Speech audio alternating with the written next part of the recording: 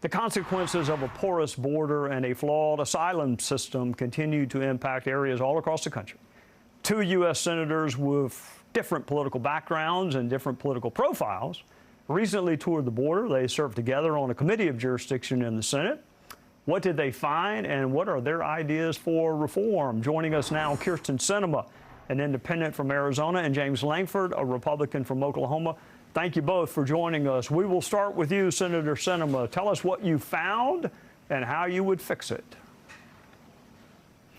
Well, that's a tough question, Trey. The reality is that in the Tucson sector of the border, we're seeing an increasingly large number of individuals who seek to enter the country while evading detection from authorities, which means there are still lots of individuals who want to come to this country not for good purposes, not seeking asylum, but to sneak into the country and engage in whatever activities they're interested in. We also know that this sector of the border has massive amounts of fentanyl coming in between the ports of entry, being smuggled in through the desert. So it brings up two issues. Number one, the need for increased Border Patrol agents, increased technology, manpower, and the ability to actually interdict both folks who seek to do bad in our country and the trafficking of drugs. And then second, this again notes the fact that the administration was not prepared for the end of Title 42, and we, as Congress, must take action to change the asylum system in our country to stop it from exploitation by international criminal cartels like Sinaloa. All right, Senator Lankford. Senator Sinema mentioned the asylum process, the asylum system. You and I have spoken on that before in the past. I mean, helping those who face real danger and real threat, but eliminating the fraud. I mean, how do we do that? I think if I'm right on the numbers, 2008, the asylum seekers was a really small number. There's like a 2,000% increase. How do we fix that, Senator Lankford?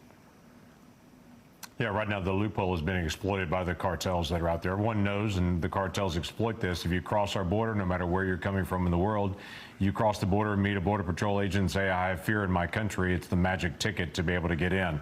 The administration has announced that they're making changes on that, but there's been no shift here at the border on this. We're still seeing immediate releases of individuals literally from all over the world. As Senator Sinema mentioned on this, just in this sector in Tucson, they've had 225,000 people just this fiscal year that have been interdicted here, but there's 170,000 that are gotaways, that they just saw them but couldn't actually get to them, and we have no idea who they are.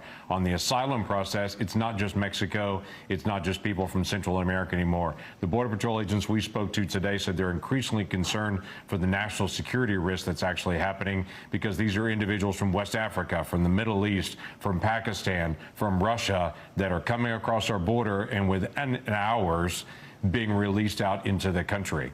And we have no idea any of their criminal background. We have no history for these individuals. So these folks are being granted an asylum hearing years from now in the future, the ability to travel anywhere they want to travel in the country. We have no criminal background and insight on them, and they're just being immediately released. I hope colleagues in the House and Senate are watching the two of y'all, different political profiles. One's an independent, one's a Republican, acknowledge that it's an issue.